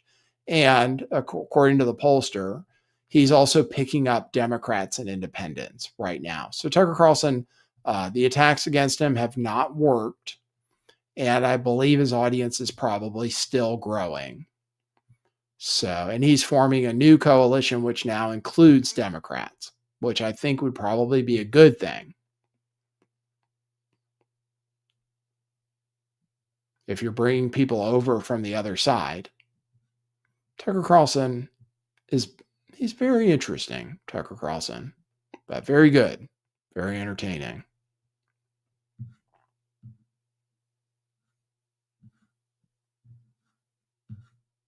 So let me give you, oh, here we go. This is what Scott Jennings says about Trump. Quote unquote free speech and what Tucker is doing or not? Where does Trump come down on that? Well, there's a lot of issues you raised in the segment here. I did see the president today, actually, and we discussed the Marjorie Taylor Greene issue a little bit. You know, what happened with her is very simple. She was wanting to run statewide in Georgia. He privately and discreetly sent her a copy of a poll that he had seen, and she was way down. It was not going to work out. And ever since that moment, he did her a favor, actually, by saving her from a humiliation. But ever since that moment, she's opposed him on bombing the Houthi rebels, on bombing Iran. She's opposed him on deportation. She's gone on, TV shows and attacked him. And so because he sort of betrayed her in her mind on that political moment, I think he did her a favor. She's become an opponent on this other stuff. She's called on him to release the Epstein files. Okay, and they're doing it.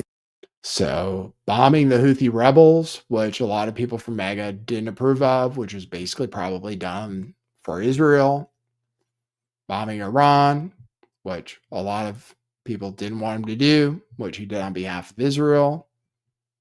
So if you're getting the flavor of it, he claims he opposed her. She denies that this thing ever happened, that she wanted to run statewide. She totally denies it. So you have to wonder who to believe. Donald Trump also said Thomas Massie has an 8% chance of winning his race, which is not true at all. According to betting websites, Massie is still overwhelmingly favored to win re-election in his district. But here, listen to this. You can't omit that because that's the reason that he's really gone, full throttle against her. On the other issues, though, I saw his comments about Fuentes, and I mean, my reaction to it was maybe he's wanting people to see how crazy and vile this is. This is the most pro-Israel, pro-Jewish administration we've ever had, period. You cannot argue it otherwise. The president knows who our ally is. It's Israel. And the president has supported Israel. And the president has been supportive of Jewish Americans and Jewish people around the world. You cannot argue otherwise. So He's had Nick Fuentes at Mar-a-Lago. yeah, for and he dinner. didn't know about it. Somebody brought him to dinner, but he obviously is not. He had the dinner. He's with not Nick aligned, Fuentes but he didn't know the guy. He's not aligned with the guy. and didn't denounce him afterwards. This is the most pro-Israel, pro-Jewish Kanye administration brought him to dinner. ever. Another pro-Israel. Period. Absolutely. Period. Yeah, You know, it doesn't right. I don't know that the other guest that was invited, Kanye, is much. And Donald Trump has never done anything except support Israel and support the Jewish people, and that's his administration's I don't policy. think, just to be clear, Nick Fuentes' problem is not just that he's anti-Israel. He's also a vile bigot as well. And I think that is also problematic. It's not just about that one issue. Well, first, brothers. There you go. All right. So back to Nick Fuentes. So anyway, he is. And you can go back to my interview with Nick Fuentes when Nick Fuentes still supported Donald Trump.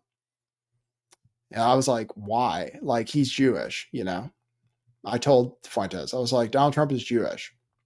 He loves Israel. He loves Jews. His daughter's Jewish. His grandchildren are Jewish. He's the most Jewish president ever.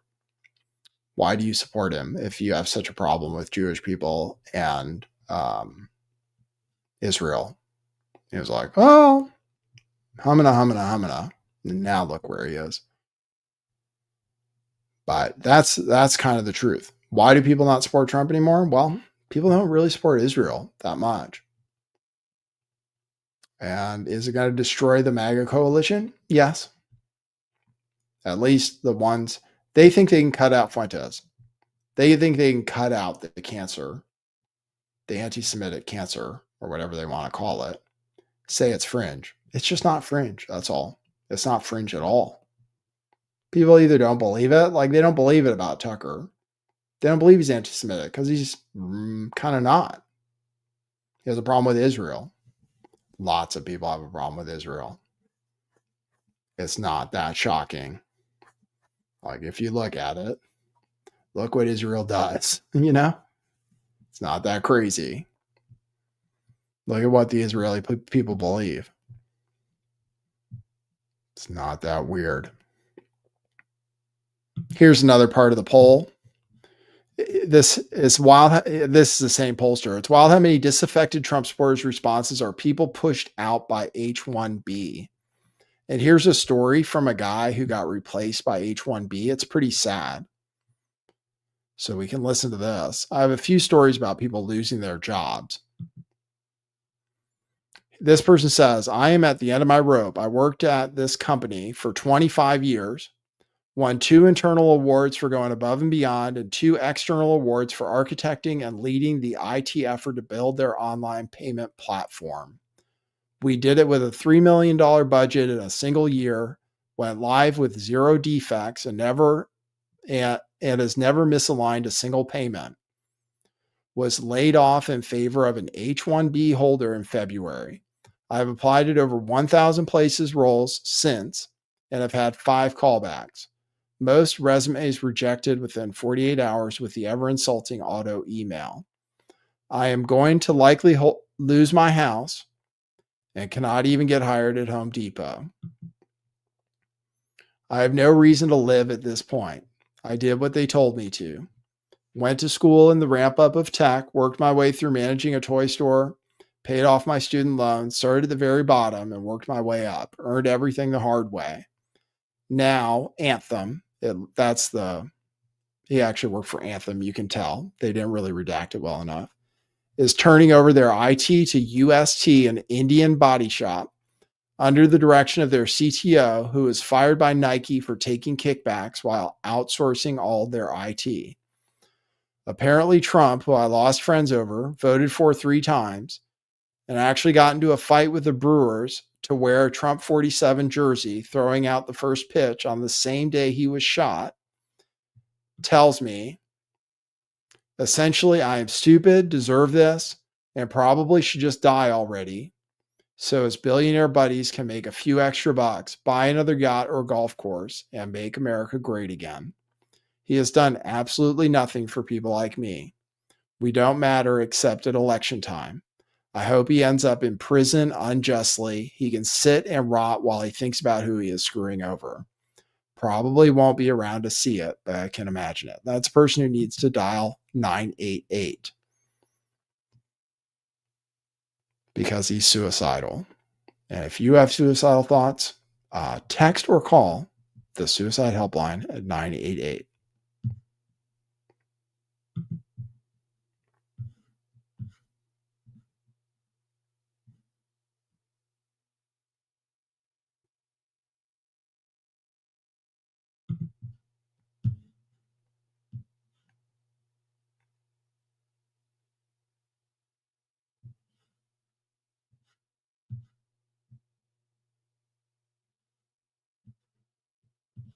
H-1B immigrants. Here we go. Donald Trump. About H-1B visas, you said that there were certain talents that Americans needed to outsource to foreign workers. Could you clarify? Until they learn that, yeah. Like, for instance, if you're going to be making chips, we don't make chips too much here anymore, but we are going to be in a period of a year. We're going to have a big portion of the chip market, but we have to train our people how to make chips because we didn't do it. We used to do it, and then foolishly we lost that business to Taiwan. Very, very foolishly, because if they had a president that thought like I did, they would not have let that happen. But it's all coming back. I think we're going to have within a few years, we're going, and not because of the CHIPS Act. The CHIPS Act was a disaster for this country. We gave away billions of dollars to other countries and other locations and companies, and all they did was rob our money. But because of tariffs, the chips are coming back. Chip makers are all coming back. And I think within a very short period of time, we're going to have maybe even the majority of the chip making in the world will be right in the United States, where it should have been all along. But because we had people that didn't believe in tariffs, they believed in them, but they didn't know how to use them. We would have had nobody leaving our country right now. And instead, you have almost 100% of the chips are made in Taiwan. It's so disgraceful. The good news is it's all coming back. Yeah, please. There you go.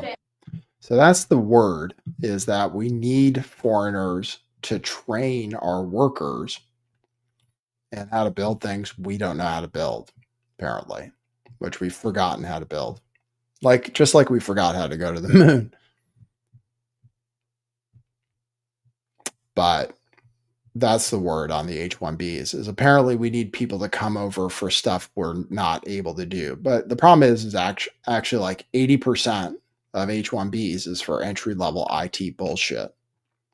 And it's because they're cheaper and you can run them like slaves because they depend on their H-1B being active for them to stay in this country, which is so much better than the shithole that they came from. So it's a slavery program. Well, they'll work harder, longer, cheaper than American workers and displace us. But that's the story. AI is going to get rid of all of our jobs. The chips will probably be built by robots, mostly, just like mostly everything else.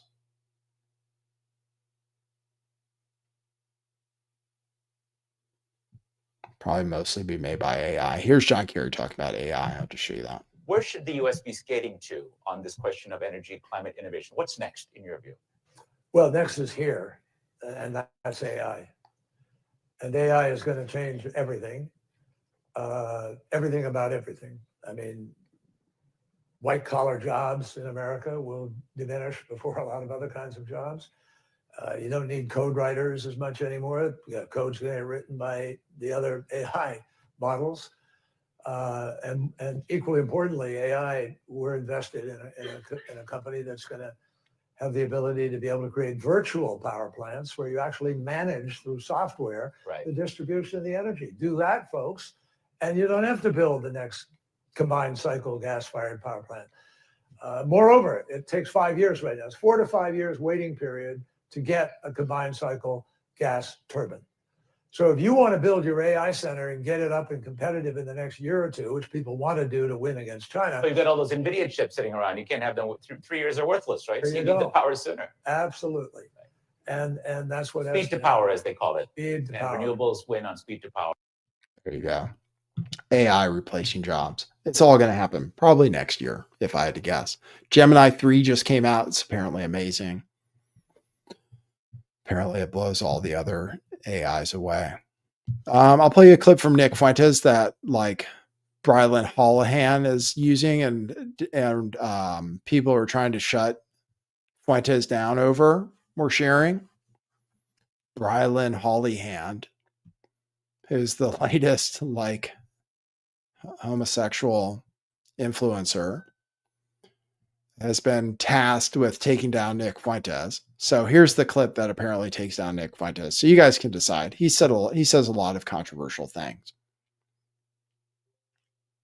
But he said a lot of controversial things. But his stream, it's not as big as Candace, but it's huge. Almost 50,000 people were tuned in at once last night. That's regular for him on Rumble.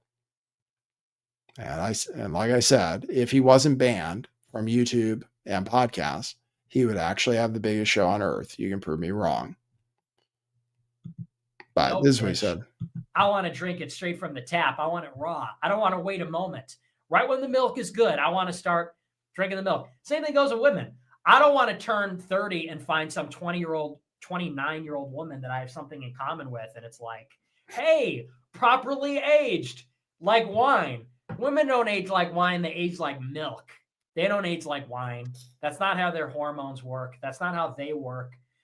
Yeah, I gotta find my 16-year-old wife. Probably when I turn 30 or something. Because here's the thing. I don't want to be like, let's say I get married to a 18-year-old now. 6-year age difference. When I turn 40, she's going to be 34. Ew. What if I'm 30 and she's 16? 14-year age difference. When I'm 50, she'll be 36. When I'm 40, she'll be 26. Then now we're talking here. Now we're cooking with gas. Now you can see an alternative vision for how things could be. I want a 16-year-old that's untouched, pristine, untouched, uncorrupted, innocent. That's what we all want.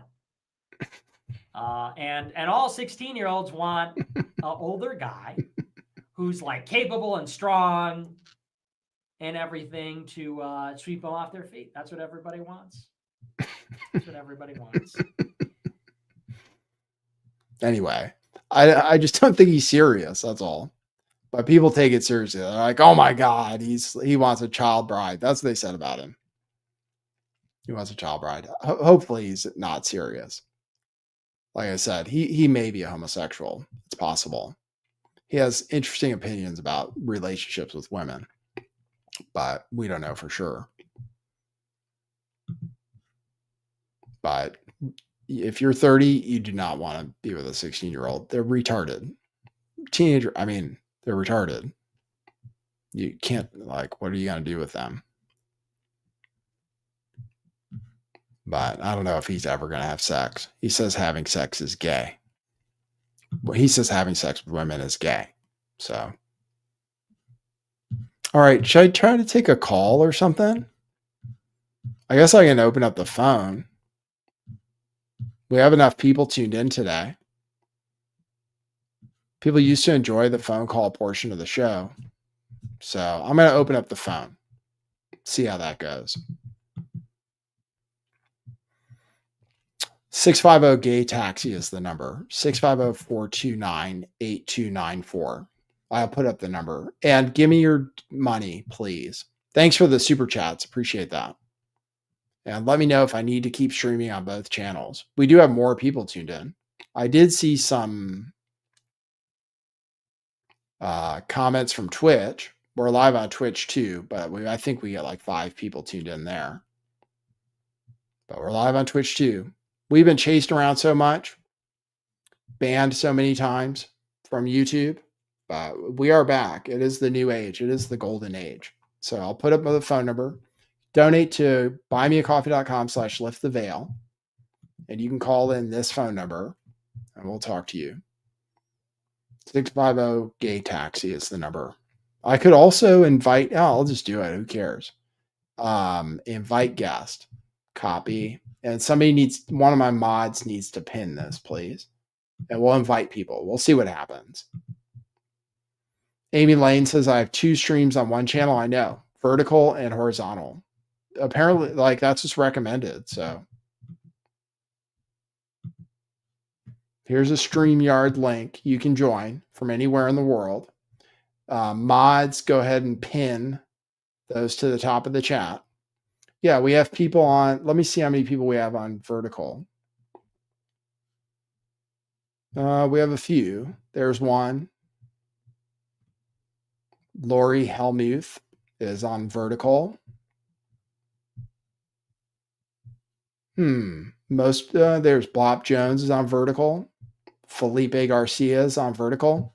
That shows up when you're watching YouTube Shorts as a live stream. So I have a view of myself with both right now. I can see myself on the vertical. I can see myself on the horizontal. So you may call in, you may join. We'll see what happens, and then I'll take a look if there's anything else we want to talk about. Oh yeah. I'll show you another thing about AI in the meantime, because we're going to talk about that a lot on this show, probably.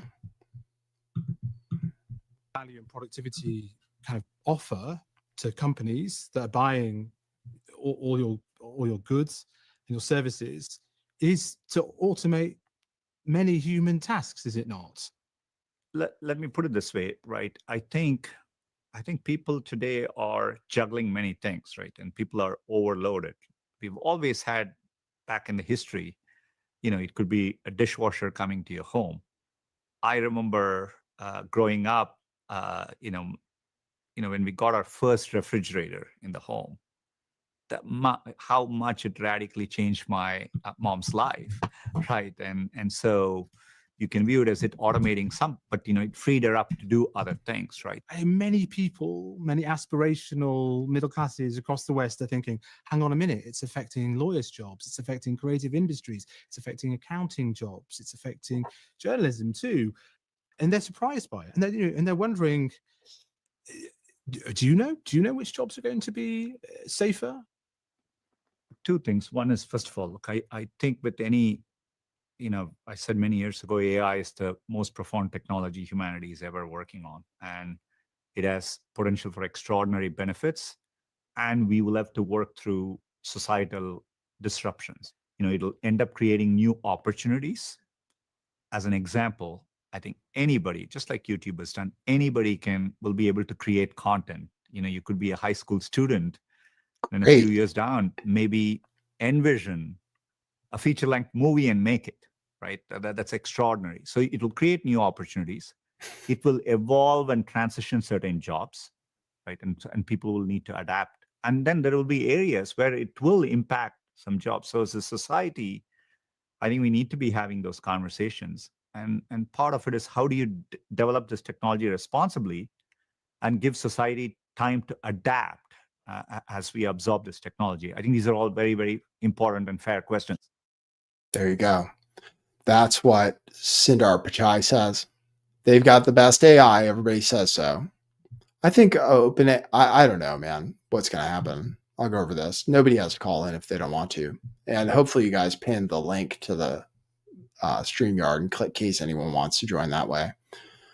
But we'll leave on that note, though. AI is going to take over like every job, and people are going to be they're going to start unaliving themselves, most likely, because they won't be able to have meaningful work anymore. This is my concern about the future,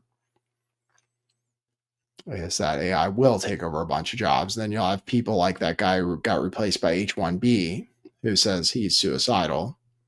And that's going to be like a lot of people probably. And you can give them money, you can give them universal basic income, but they still won't have any purpose in their lives. And a lot of people are saying that's going to be great, but I don't think it's going to be great. You can become a podcaster like me But how many people are going to make money doing that? Because it's very difficult. Even if you're a super brilliant podcaster like myself, it's not easy. You can make movies, but everybody can. So people are making money right now, making stuff with AI on Instagram and stuff, funny videos. But how long will that continue to be interesting? We'll see. All right, let me check my coffees. We gave people time to call in. Thanks for the super chats today. I appreciate it. Remember to buy t-shirts, and I did not get any coffees yet today. So you can see how difficult it is. We have more people tuned in because we're across multiple platforms, but you can support the show by going to buymeacoffee.com/lifttheveil. So I'll take a look at the numbers and see what ends up happening between the two channels, like which one gets more views. And maybe we migrate back. I don't know. Eventually, it'd be good to have everybody in the same place, I assume, one channel. Because then I think you attract more people. The more people, the more people. I think that's the way it works. So we're going to see how it goes. But the one channel is monetized and was more active in the last 5 years because it wasn't banned. How did I get the channel back? Somebody asked. I got the channel back because I got banned for talking about COVID. And that's because the government told YouTube to ban people for talking about COVID. And they felt bad and they restored my channel. So here it is. Oh, thanks, Kira D. Kira D says, I just bought a t-shirt. Thanks for the free dish shirt stuff. Thank you. That's great. That's the best way to support the show for right now, actually. That's inventory we have in stock. Yes, we're selling it for maybe less than we paid for it, but and we're giving away stuff for free on the website too. Doshi stuff. Thanks, Penelope. This is, I do work hard to bring us the best. Thank you. I do stuff. I do look, I try to dig around and find you the best clips and everything. Hey, Misty, what's up?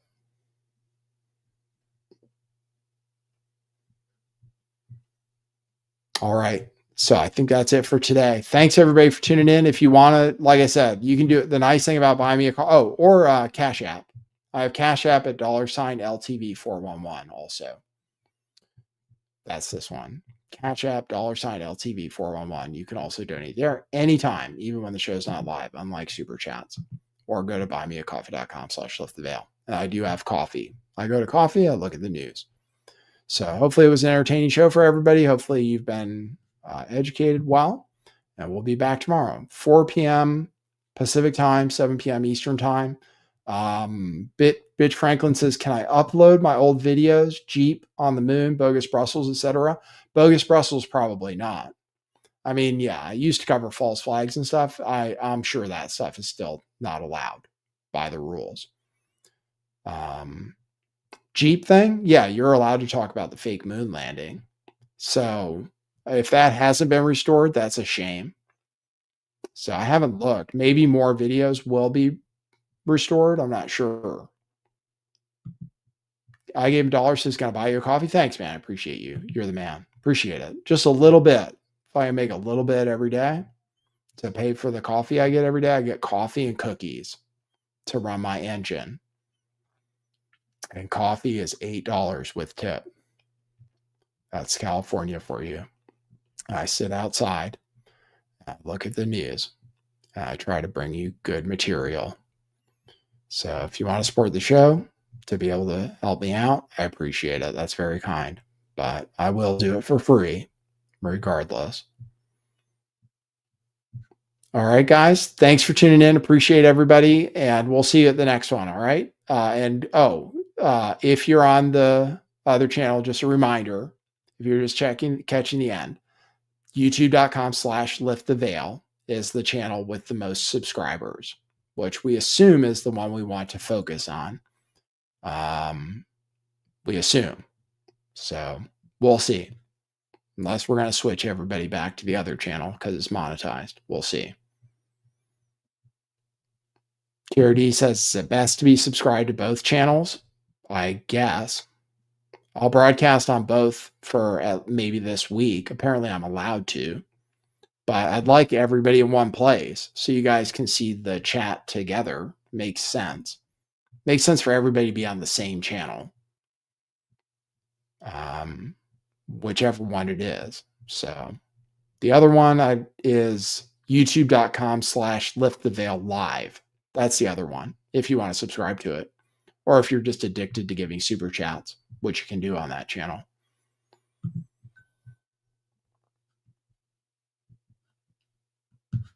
All right, ladies and gentlemen, thanks for coming in. We have reached the end of the time. We will see you tomorrow. All right? For now, that's what it is.